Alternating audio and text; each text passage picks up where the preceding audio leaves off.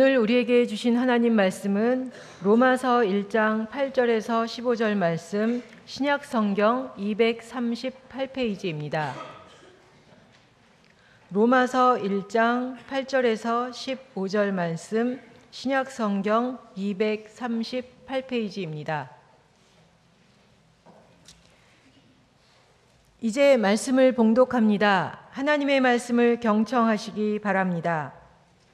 먼저 내가 예수 그리스도로 말미암아 너희 모든 사람에 관하여 내 하나님께 감사함은 너희 믿음이 온 세상에 전파됨이로다. 내가 그의 아들의 복음 안에서 내 심령으로 섬기는 하나님이 나의 증인이 되시거니와 항상 내 기도에 쉬지 않고 너희를 말하며 어떻게 하든지 이제 하나님의 뜻 안에서 너희에게로 나아갈 좋은 길 얻기를 구하노라. 내가 너희 보기를 간절히 원하는 것은 어떤 신령한 은사를 너희에게 나누어 주어 너희를 견고하게 하려 함이니, 이는 곧 내가 너희 가운데서 너희와 나의 믿음으로 말미암아 피차 안위함을 얻으려 함이라. 형제들아, 내가 여러 번 너희에게 가고자 한 것을 너희가 모르기를 원하지 아니하노니, 이는 너희 중에서도 다른 이방인 중에서와 같이 열매를 맺게 하려 함이로되 지금까지 길이 막혔도다. 헬라인이나 야만인이나 지혜 있는 자나 어리석은 자에게 다 내가 빚진 자라. 그러므로 나는 할 수 있는 대로 로마에 있는 너희에게도 복음 전하기를 원하노라. 아멘. 과일을 아주 유난히도 좋아하는 집사님 한 분이 계십니다. 과일배가 따로 있는 것처럼 음식을 아무리 드셨어도 과일은 꼭 챙겨 드세요. 근데 그 집사님 입에 맛없는 과일이란 없습니다. 어떤 과일이든 아주 맛있게 드세요. 근데 유난히도 복숭아는 손도 안 댑니다. 이상하잖아요. 그렇게 과일을 좋아하시는데 왜 복숭아는 쳐다보지도 않을까? 본인 자신도 잘 몰랐었던 일인데, 어렸을 때 자기가 복숭아에 대한 알러지가 있었는데 그걸 모르고 복숭아를 먹었다가 엄청 고생을 했대요. 그러니까 어린 시절에 그런 나쁜 기억이 있어서 그런지 어쨌든 복숭아는 쳐다봐도 땡기지가 않는다는 것입니다. 이 집사님처럼 과거의 어떤 일이 정말 우리에게는 나쁜 기억으로 남아있거나 또는 아픈 상처로 남아있게 되면 그 상황과 아주 유사한 또 비슷한 환경이 접하게 될 때 대부분 사람들은 피하려고 하는 경향을 보이게 됩니다. 왜냐하면 그 안 좋았던 기억의 경험을 다시 되풀이하게 되면 어떡하나 하는 두려움이 그 잠재의식 속에 이렇게 숨겨져 있기 때문에 그런 거예요. 그래서 예를 들면 어떤 사람하고 아주 친하게 돼서 친하다고 생각하고 자기 속에 있는 얘기를 다 했어요. 할 수 있는 얘기, 할 수 없는 얘기를 다 했는데 오히려 그랬더니 상대방이 자기를 무시하는 것 같고 그런 자기를 이용하고 또 자기에게 배신을 하게 되면, 그런 경험이 있는 사람은 그 이후에 다른 사람하고 관계를 가질 때 쉽게 마음을 열지를 못해요. 또 내가 속에 있는 얘기 다 했다가 무시당하면 어떡하나, 또 이용당하면 어떡하나, 그런 두려운 마음들이 있기 때문입니다. 여러분, 이런 경향은 하나님과의 관계에서도 있을 수 있는 일이라는 거예요. 우리가 기도하는 것 가운데 정말 이 기도만큼은 이루어졌으면 좋겠다 하는 기도들이 있어요. 그리고 생각해 보면 이 기도만큼은 꼭 하나님이 들어주실 것 같아. 그리고 이런 정도의 기도라면 하나님이 들어주실 것 같다 라고 생각이 들면 기도가 더 간절해져요. 그리고 기도 응답에 대한 기도도 훨씬 더 커집니다. 그런데 막상 그 기도가 이루어지지 않게 되면 실망하게 되죠. 어떻게 실망하지 않을 수 있겠어요? 그러면 그 다음부터는 기도할 마음이 안 생기는 거예요. 하나님에 대한 섭섭한 마음도 있지만 또 열심히 기도했다가 또 기도가 이루어지지 않아서 실망하게 되면 어떡하나 하는 두려움이 있기 때문에 그런 것입니다. 그럴 때는 우리가 다시 한번 신앙의 명제를 던져야 돼요. 정말 내가 하는 일은 항상 무엇이든지 내가 생각하는 대로 이루어지고 내가 계획한 대로 이루어지고 내가 소원하는 대로 이루어져야 되는 것일까? 그래야만 삶이 형통한 것이고 그래야지 삶이 축복된 삶이고 그래야지 그것이 하나님의 사랑일까 하는 것을 다시 한번 물어야 됩니다. 여러분, 사도 바울은 예수님의 12 제자 가운데는 들어가지 않지만 그래도 예수님의 12 제자 가운데 수제자라고 하는 베드로와 비교해서 조금도 부족함이 없는 예수님의 사도 중에 한 사람입니다. 베드로는 베드로전서, 베드로후서, 신약성경 27권 가운데 2권을 기록했어요. 사도 바울은 로마서로부터 시작해서 빌레몬서까지 무려 13권의 성경을 기록한 사람입니다. 사도행전을 보면 모두 28장으로 되어 있는데 베드로에 대한 이야기는 1장에서 8장까지 부분적으로 나와요. 그런데 사도 바울에 대한 이야기는 9장부터 28장까지 20장에 걸쳐서 사도 바울에 대한 이야기가 계속 이어집니다. 정말 사도 바울은 대단한 사람이에요. 네, 그런 사도 바울에게도 자기 생각처럼 되지 않고 자기 계획대로 되지 않고 자기 소원대로 되지 않는 일들이 있었다는 거예요. 그 정도의 하나님의 사람에게도 모든 일이 다 자기 생각처럼 된 것은 아니라는 거예요. 그 한 가지 예를 오늘 본문에서 말씀하고 있습니다. 자, 로마서 1장 13절을 우리가 한번 같이 읽겠습니다. 시작. 형제들아, 내가 여러 번 너희에게 가고자 한 것을 너희가 모르기를 원하지 아니하노니 이는 너희 중에서도 다른 이방인 중에서와 같이 열매를 맺게 하려 함이로되 지금까지 길이 막혔도다. 여기서 말하는 형제들은 로마 교회의 성도들을 말하는 거예요. 내용의 요지는 사도 바울이 로마 교회를 가고 싶었다. 이게 사도 바울의 생각이었고 사도 바울의 계획이었고 사도 바울이 소원하는 바였다는 거예요. 그러나 길이 막혀서 못 갔다는 거예요. 생각은 있었지만 마음의 소원은 있었지만 그 소원대로 생각처럼 되지 않았다는 것입니다. 사도 바울이 로마 교회를 얼마나 방문하고 싶었는가? 11절 말씀을 보면 간절히 사모했다. 그렇게 얘기해요. 그냥 가도 되고 안 가도 되고 뭐 가면 좋고 그 정도가 아니라 정말 꼭 가보고 싶었다는 거예요. 그래서 우리가 궁금하게 생각이 드는 것은 도대체 로마 교회가 어떤 교회였길래 사도 바울이 그처럼 간절한 마음으로 그 교회를 가고 싶었을까? 우리가 잘 아는 것처럼 사도 바울은 1차, 2차, 3차 전도 여행을 통해서 여러 지역에 많은 교회들을 세웠어요. 그런데 로마 교회는 사도 바울이 전도해서 세운 교회가 아닙니다. 그렇다면 자신이 전도해서 세운 교회도 아닌데 그런 로마 교회를 왜 그처럼 간절히 가보고 싶었을까? 도대체 로마 교회는 누가 세운 것일까?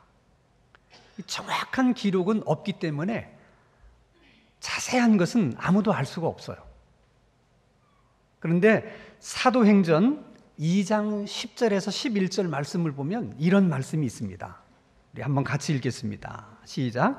부르기아와 밤빌리아, 애굽과 및 구레네에 가까운 리비아 여러 지방에 사는 사람들과 로마로부터 온 나그네, 곧 유대인과 유대교에 들어온 사람들과 그레데인과 아라비아인들이라. 우리가 다 우리의 각 언어로 하나님의 큰 일을 말함을 듣는도다 하고.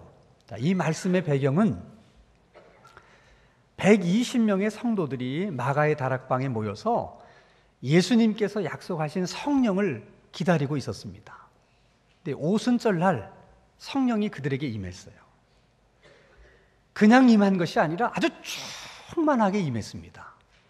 그래서 120명의 성도들이 성령의 충만함을 받아서 밖에 나가서 성령이 말하게 하심을 따라서 여러 나라 말로 예수님을 증거하고 복음을 증거했던 거예요.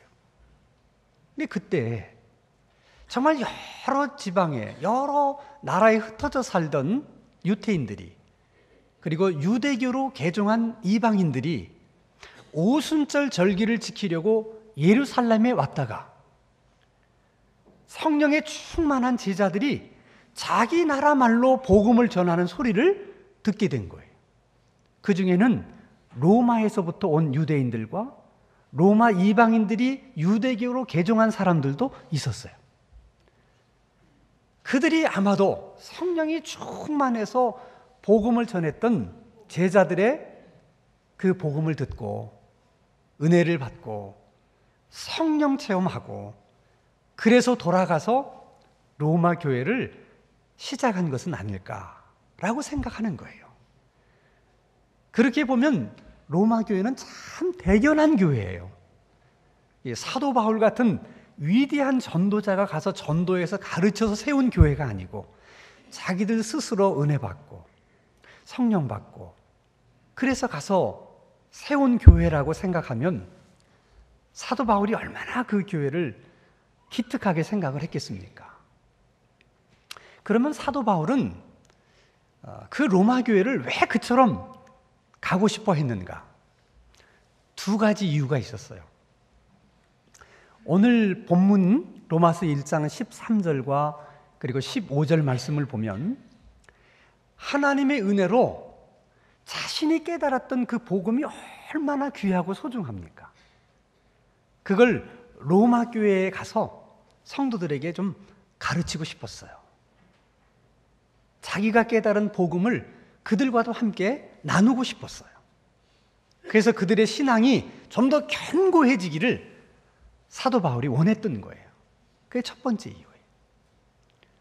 그리고 로마서 15장 24절에 보면 사도 바울이 스페인까지 가서 복음을 전할 마음이 있었는데 쉬운 일이 아니잖아요. 경비도 많이 들고. 그걸 로마 교회에 들려서 함께 교제도 나누면서 자신의 그런 생각을 로마 교인들에게 얘기하고 그들의 도움을 받아서 스페인에 가고 싶었던 거예요. 그걸 보면 사도 바울이 로마 교회를 방문하려고 했던 목적은 너무 아름다운 거예요. 얼마나 신앙적입니까? 자, 그러면 방문의 목적도 좋고 방문하고자 하는 열망, 간절한 마음도 있고 그러면 방문하면 되지. 뭐가 문제입니까? 도대체 사도 바울이 무엇 때문에 그렇게 로마 교회를 가고 싶어 했음에도 불구하고 로마 교회를 못 가는 것일까? 뭐가 사도 바울의 발목을 붙잡는 것일까? 아무리 생각해봐도 명확하게 떠오르는 생각이 없어요. 그래서 상식적인 차원에서 생각해보면 아마도 사도 바울이 로마 교회를 가야 되겠다 하고 날짜를 다 잡아놨는데 막상 그 날짜가 됐을 때 배탈이 났어. 그래서 못 갔어. 그럴 수 있죠. 또 어떤 날은 로마 교회를 가려고 다 예약해놨는데 갑자기 뭐 친구의 아버지가 돌아가셨다든지 또 뭐 교회에 너무나 중요한 일이 생겼기 때문에 차질이 생겨서 갈 수 없는 경우도 있을 수 있어요. 자, 그렇게 생각하면서도 또 이해가 안 되는 것은 배가 아파서 못 가게 됐다면, 일정에 차질이 생겼다면 나중에라도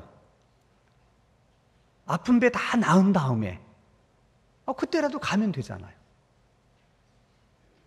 친구 아버지 돌아가셨으면 장례 다 끝나고 가면 되잖아요. 교회에 뭐 급한 일이 생겼다면 그 급한 일을 다 처리하고 그 다음에 가도 되잖아요. 근데 도대체 뭐 때문에 못 가는 겁니까? 여러분, 사도행전 20장 23절에서 24절 말씀을 보면 또 이런 말씀이 있어요. 우리 한번 같이 읽겠습니다. 시작. 오직 성령이 각 성에서 내게 증언하여 결박과 환난이 나를 기다린다 하시나 내가 달려갈 길과 주 예수께 받은 사명 곧 하나님의 은혜의 복음을 증언하는 일을 마치려 하면은 나의 생명조차 조금도 귀한 것으로 여기지 아니하노라. 사도 바울이 예루살렘을 갈 생각을 하고 있었을 때 많은 예언자들이 예언을 했어요. 너 거기 가면 환난이 기다리고 있다. 결박이 너를 기다리고 있다. 알려줬어요. 그래서 사도 바울이 알았어요. 자기가 예루살렘에 가면 결박당할 것을. 그런데도 사도 바울이 뭐라고 얘기하냐면 내가 복음을 위한 것이라면 환난이 기다리고 있다 하더라도 난 상관이 없다. 아니, 죽음이 기다리고 있다 하더라도 나는 두렵지 않다. 그리고 간 사람이에요. 아니, 그런 바울이라면 복음을 위해서 로마 교회를 방문하고 싶은 그 갈급한 마음을 갖고 있었던 사도 바울이 몸이 좀 아프다고 못 가겠습니까? 도대체 그런 바울에게 로마 교회를 방문하는 것보다 더 중요하고 시급한 일이 뭐가 있었겠어요? 그래서 우리 생각에 이것은 사도 바울이 못 간 것이 아니고 안 간 것이라는 생각을 하게 돼요. 일정 다 잡아놨는데 갑자기 배가 아프게 됐어요. 그때 사도 바울은 그것을 어떻게 해석했느냐? 하나님이 가시지 말라고 그러는구나. 이렇게 해석을 한 거예요. 근데 여러분, 그렇게 해석하는 게 쉬운 해석이 아니에요. 내가 로마 교회를 가고 싶은 마음이 굴뚝 같아요. 정말 강렬해요. 그런데 길이 막혀요. 그럼 대부분의 사람들은 이 마귀가 나를 못 가도록 이렇게 방해를 놓는구나. 대부분 그런 쪽으로 생각하게 되지, 하나님이 내가 로마 교회에 가는 걸 원치 않으셔서 내 길을 막으시는구나, 이렇게 생각하는 것은 쉽지 않은 거예요.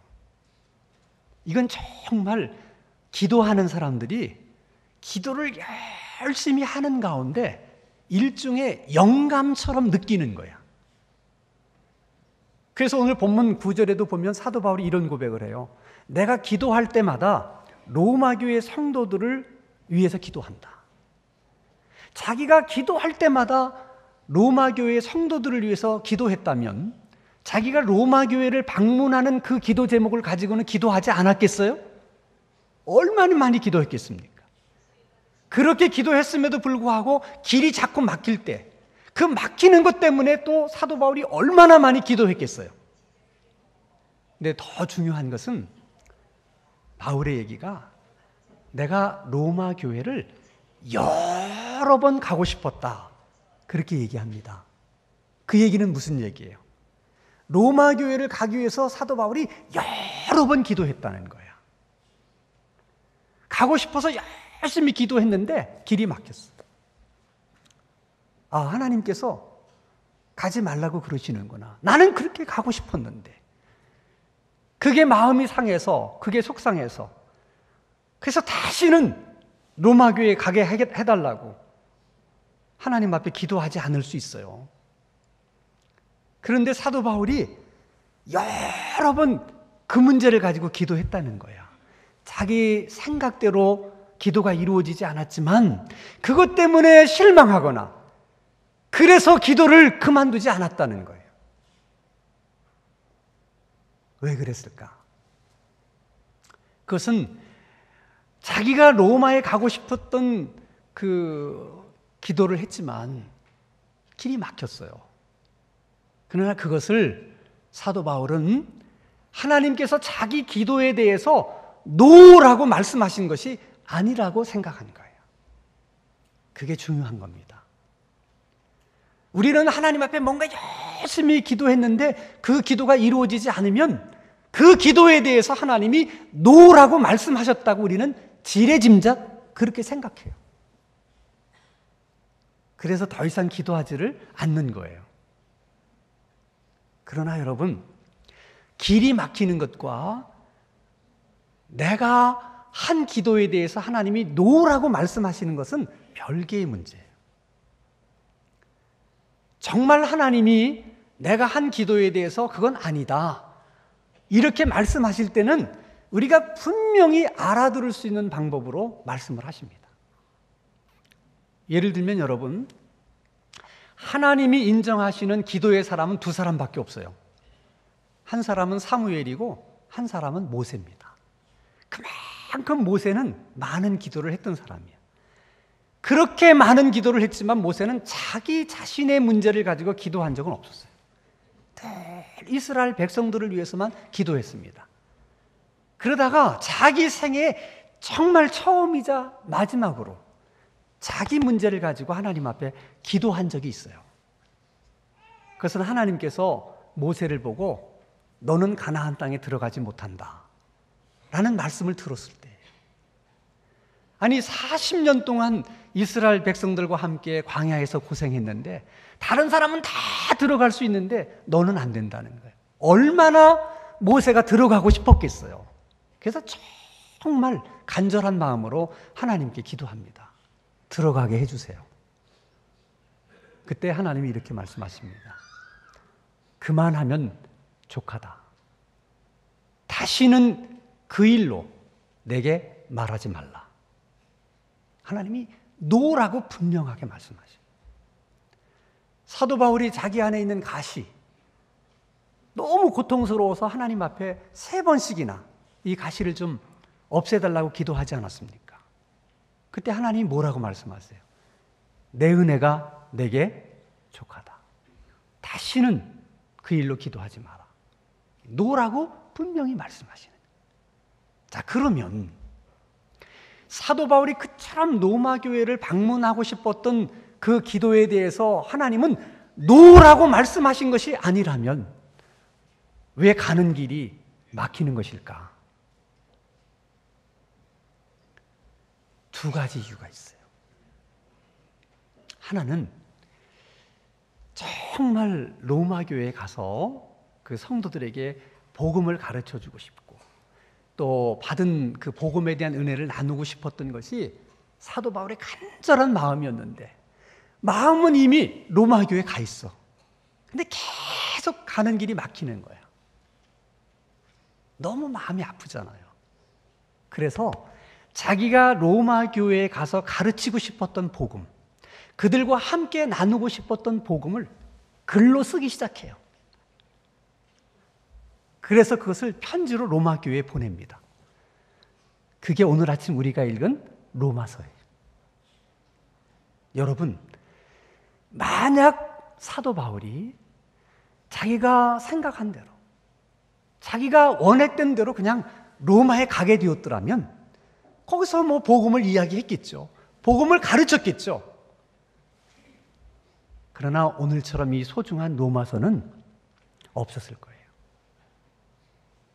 오히려 사도 바울이 기도한 대로 이루어지지 않았었기 때문에 복음서인 로마서가 쓰여질 수 있었던 거예요. 여러분, 복음이란 무엇이냐? 그걸 신학적으로 가장 가장 잘 설명하고 체계적으로 가장 잘 정리해 놓은 것이 로마서예요. 그래서 종교개혁자들이 여러 가지 성경 가운데 로마서를 가장 소중하게 생각한 거야. 복음을 이렇게 잘 설명한 성경이 없어요. 이 귀한 성경이 있을 수 있었던 것은 사도 바울이 자기가 원하는 대로 이루어지지 않았기 때문에 그런 거예요. 또 한 가지 이유가 있었어요. 하나님은 나중에 사도 바울의 기도를 응답해 주셔서 로마를 가게 하세요. 근데 그것도 물론 사도 바울이 원하는 방법으로 간 건 아닙니다. 워낙 유대인들이 가는 곳마다 사도 바울을 시기하고 미워했기 때문에 그들이 없는 얘기를 막 꾸며가지고 사도 바울에게 누명을 씌워서 고발을 했어요. 그래서 사도 바울이 아주 난처한 입장이 됐습니다. 그때 사도 바울이 이렇게 얘기합니다. 나는 로마의 시민권이 있다. 로마의 시민권을 가진 사람은 황제에게 직접 재판받을 수 있는 권리가 있다. 그래서 나도 그 권리를 행사하고 싶다. 나를 황제 앞으로 보내달라. 내가 황제 앞에서 뭐가 잘못됐는지 시시비비를 가리겠다. 그래서 피의자 신분으로 로마에 압송이 돼요. 그래서 재판 날짜를 기다리는데 차일피일 미루어지는 거야. 그래서 생각하지 않게 로마에서 오랜 동안 머물게 돼요. 얼마 동안이나 머물게 됐느냐? 사도행전 28장 30절에서 31절 같이 읽습니다. 시작. 바울이 온 이태를 자기 셋집에 머물면서 자기에게 오는 사람을 다 영접하고 하나님의 나라를 전파하며 주 예수 그리스도에 관한 모든 것을 담대하게 거침없이 가르치더라. 로마에서 몇 년을 머물렀어요? 2년. 사도 바울은 여러 지역을 다니면서 전도도 하고 교회를 세웠지만 가는 곳마다 유대인들의 반발이 너무 거세고 박해가 너무 심해서 한 도시에 오랜 동안 머문 적이 거의 없습니다. 딱 2번 있어요. 고린도에서 1년 6개월, 에베소에서 3년, 그리고 로마에서 2년입니다. 2번째로 많이 머물게 된 도시가 됐어요. 그 2년 동안 거침없이 복음을 증거한 거예요. 그리고 그 2년 동안 에베소서, 빌립보서, 골로새서, 빌레몬서 4권의 성경이 그때 기록이 돼요. 이게 여러분 얼마나 큰 은혜인 줄을 아시겠습니까? 그걸 깨달은 바울이 에베소서를 쓰면서 이렇게 간증하면서 고백을 합니다. 에베소서 3장 20절에서 21절 같이 읽습니다. 시작. 우리 가운데서 역사하시는 능력대로 우리가 구하거나 생각하는 모든 것에 더 넘치도록 능히 하실 이에게 교회 안에서와 그리스도 예수 안에서 영광이 대대로 영원무궁하기를 원하노라. 아멘. 우리가 구하는 것이나 우리가 생각하는 모든 것에 더 많이 역사하시는 그 하나님, 그 하나님이 그렇게 하셨다는 거예요. 사도 바울이 기도가 이루어지지 않았을 때 자기 생각대로 뭐든지 되어지는 것이 없다고 생각했을 때 정말 일이 안 된 것이 아니라 하나님은 바울의 생각을 훨씬 넘어서 하나님은 하나님의 일을 하고 계셨다는 거예요. 이건 여러분 오늘 우리들의 이야기일 수도 있는 거예요. 하나님, 내가 다른 기도는 모르지만 내가 자식들을 위해서 하는 기도만큼은 꼭 좀 들어주세요. 그래서 정말 자식들을 위해서 간절히 기도하는 부모님이 있을 수 있습니다. 하나님, 다른 기도는 몰라도 정말 취업하는 것만큼은, 결혼하는 것만큼은 꼭 좀 들어주세요. 그래서 정말 간절히 그걸 기도하는 분이 있을 수 있어요. 하나님, 다른 기도는 몰라도 내 몸이 너무 아픈데 이거 하나만은 하나님 좀 꼭 좀 고쳐주세요. 그래서 정말 간절히 치유를 위해서 기도해요. 내 생각에는 이만큼 기도했으면 기도할 만큼 했다는 생각이 들어요. 그런데 그렇게 한 기도에 아무 응답이 없고 그 기도가 이루어지지 않으면 정말 상심이 돼요. 간절히 기도했기 때문에 실망도 그만큼 큰 거예요. 그래도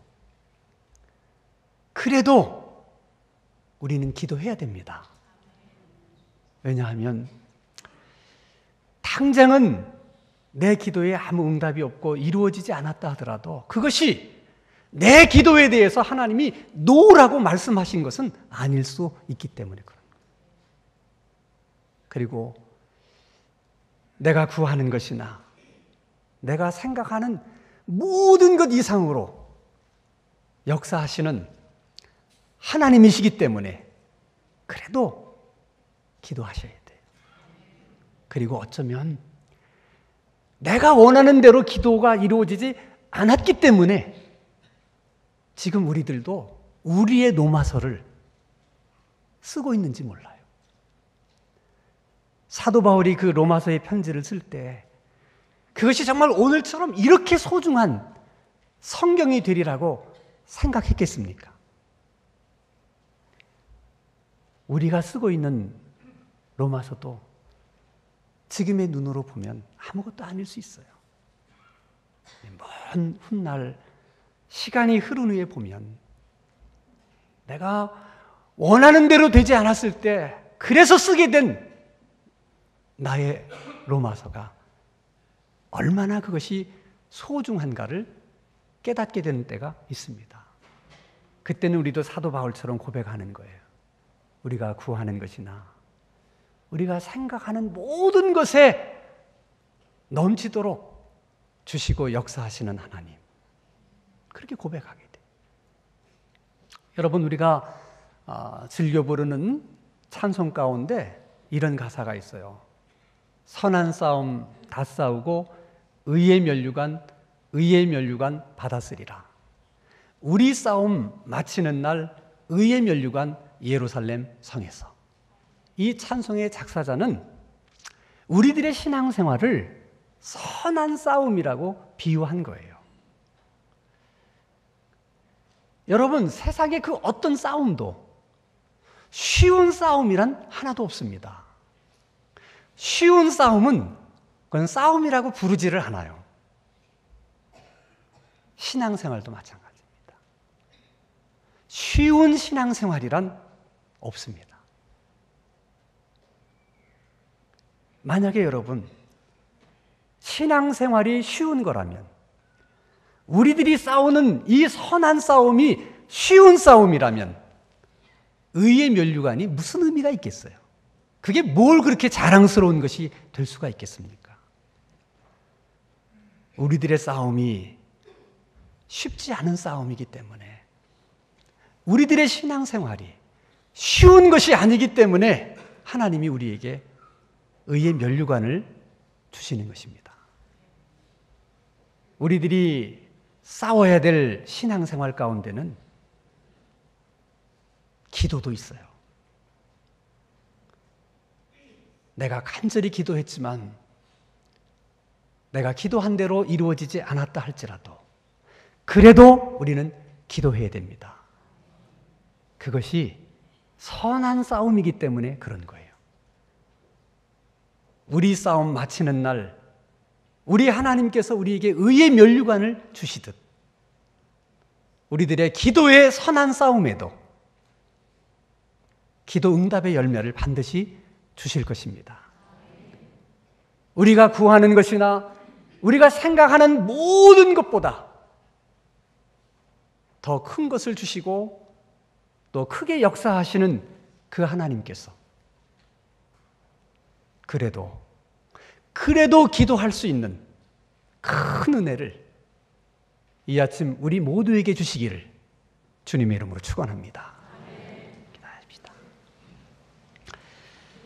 걸어가신 하나님 아버지, 우리에게 그래도 기도할 수 있는 은혜를 주시옵소서.